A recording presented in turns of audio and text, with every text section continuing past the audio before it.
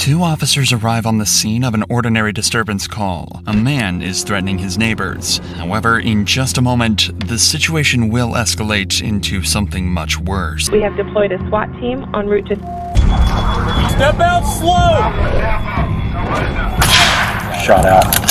Move! On March 11th, 2023, a peaceful morning descended into chaos in Steel Creek, Charlotte, as one man began a campaign of terror that has put an entire neighborhood in danger. But to understand how police got this schizophrenic man under control, we need to take a look at every tactic and technique the SWAT team used throughout the 30-hour standoff. It started at 6:45 a.m. on Saturday morning when Ty walked into his front garden, megaphone in hand, and threatened to kill his neighbors on Grier Fork Drive. The clock started immediately when 911 started receiving calls from some of those neighbors. My neighbors threatened me, tried to kill me, tried to kill police. I have it on video. We were scared.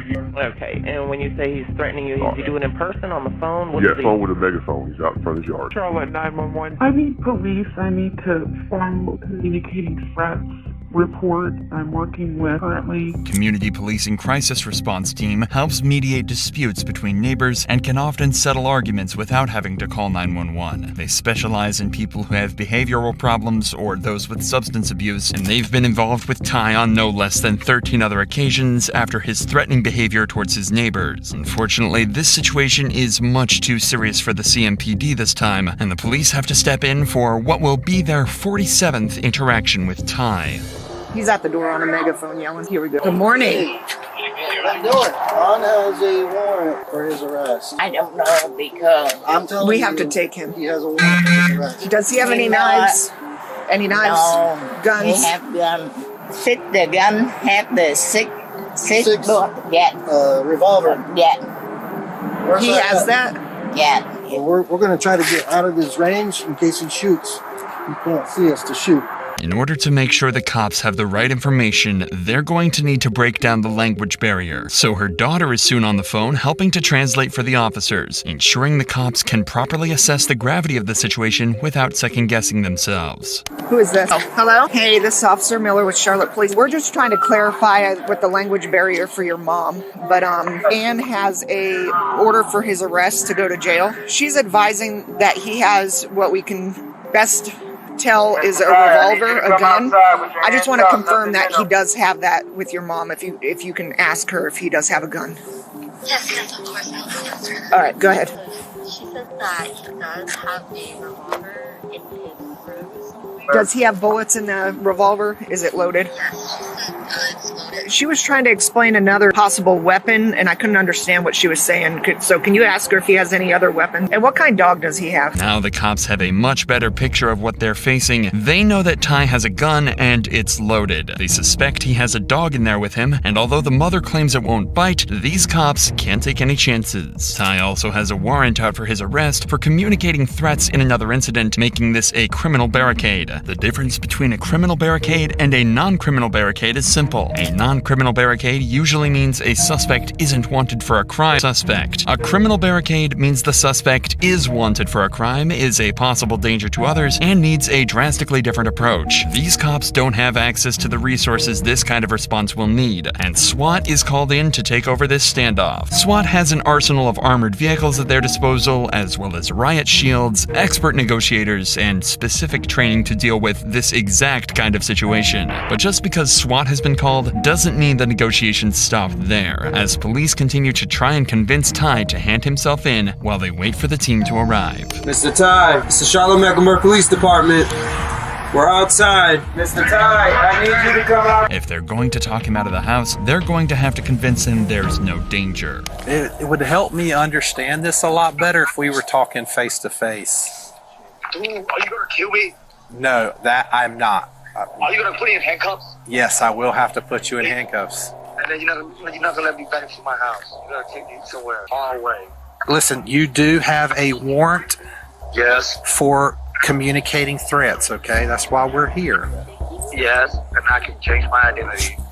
We have to serve that warrant, okay? That's just me. I'm not Ty. My name is King Ty. I'm not in the business of lying, okay? I don't want to lie to you. I don't want to steal. But in this case, Ty seems so unhinged that there's no way they can make him see reason. If things deteriorate any further, it's possible Ty might make good on his threats, and this situation could turn deadly. Nobody wants to kill you. I promise you that. I do not want to harm you, and no officer out here wants to hurt you. That I can promise you. Nobody wants to harm you, and we don't want you to harm yourself, all right? This is war, dude. You broke my door. This is not war. Broke me in front of everyone, right? No, we do not want you to hurt yourself. It seems peaceful negotiations aren't working, as no matter what the negotiator tries, Ty just won't cooperate. Become very consistent that he will not leave that home. It's just circles, circles, circles, man. Like it always circles back around to I'm gonna kill myself or you're gonna kill me, period. I'm not coming out of this house. I'm gonna die today. With Ty armed, barricaded in his house, and threatening to kill people, the police need to keep him calm and de-escalate the situation until backup arrives. Shortly afterwards, the SWAT team finally arrives at the scene to bring this standoff to an end. Hey, get your f***ing people ready to have a plan. Get over stuff. The SWAT team finally at the scene, they can get a better look at their surroundings by sending in robots and drones. But they first need to find the best place to gain entry into the house, which in this case is right through the front door. By breaching the door, the SWAT team is trying to see inside the house. If Ty isn't willing to negotiate, then SWAT may have to force their way inside and face Ty in his own home. But this just agitates Ty further, and he closes the door in defiance. Once again, SWAT has no idea what's waiting for them inside, so they decide to break down the door again, only this time they intend to rip it right off its hinges. Although this has made it easier for SWAT to enter the house, the negotiator's job is about to get even harder, as breaching the door has only agitated Ty further, and this standoff is threatening to spiral out of control. You are stronger than that. You control the voice. Listen, I have faith that you can control that voice, okay? Okay, then let me do it. And we can help you. This could be some kind of manic episode Ty is experiencing, as he's definitely not of sound mind, especially when he's talking about voices controlling him. He's angry that his mother's front door has been destroyed, and the cops know they've made him mad. Their priority is to try and de-escalate the situation, so they try and convince him they'll fix the door after he hands himself in. But Ty's reaction is not what the cops were hoping for. I spent an hour telling you that was gonna happen. We can't live here no more. The door can easily be fixed. Who's gonna take care of your mother if you harm yourself? I can give your mother a number to our risk management, and our risk management can help fix the door, okay? And we all know that. Myself, but you can be. No. That's why I'm acting like an idiot. Nobody's hurting. Nobody said you're acting like an idiot.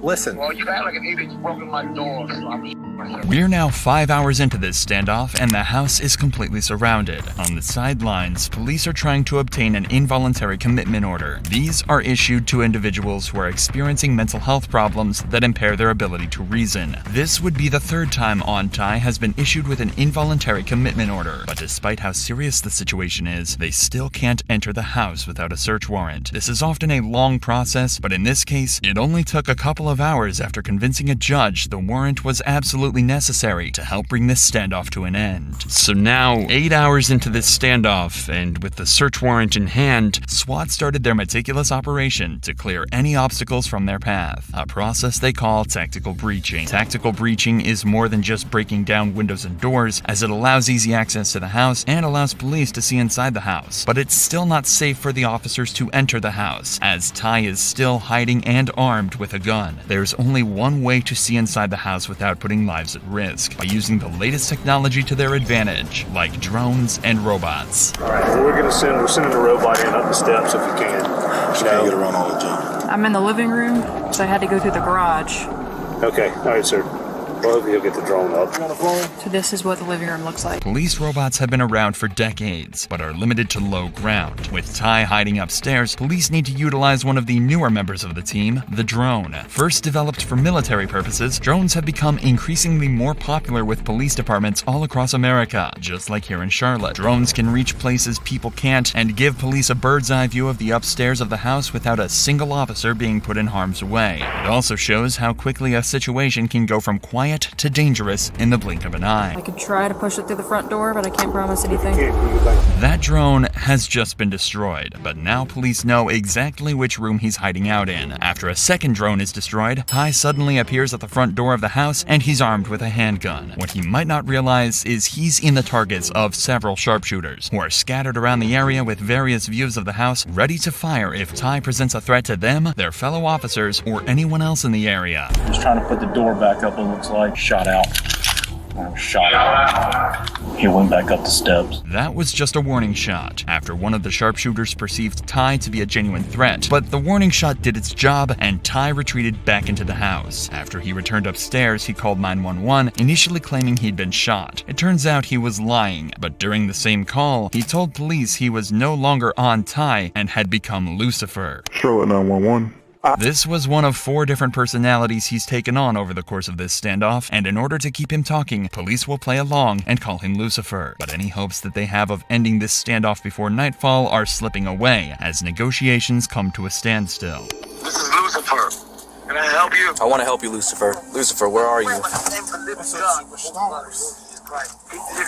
went upstairs and called you for help. Ty may be in need of the kind of medical help that these cops can't give him, but that doesn't make the situation any less dangerous. It's now 10 hours into this standoff, and the tactical breaching continues. 2 vehicles in the driveway are removed to prevent the suspect from making a quick getaway, and more windows are breached around the house as the standoff goes into the night, where Ty continues with his bizarre exchanges with negotiators. Take order, hands up now.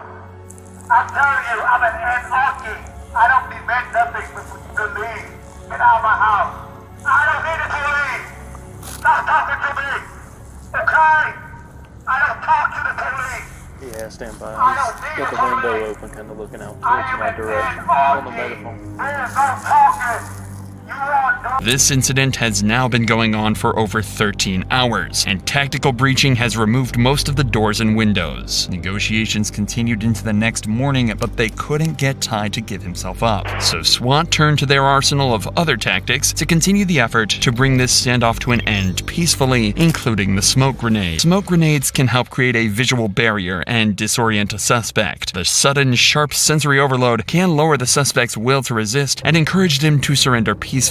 But the SWAT team isn't done yet and decides to enter the house to cut the power off. This tactic serves 2 purposes. Firstly, it solves some of the safety concerns, as electrical equipment and lights will be deactivated to prevent accidental fires or explosions, especially when the suspect has firearms. With the house now a complete wreck, a small fire could prove disastrous and engulf the whole house in minutes. Cutting the power also adds psychological pressure, as removing electrical equipment the suspect may be using the night. But despite their best efforts, Ty refused to leave the house at all, and it was starting to look like this standoff might never end.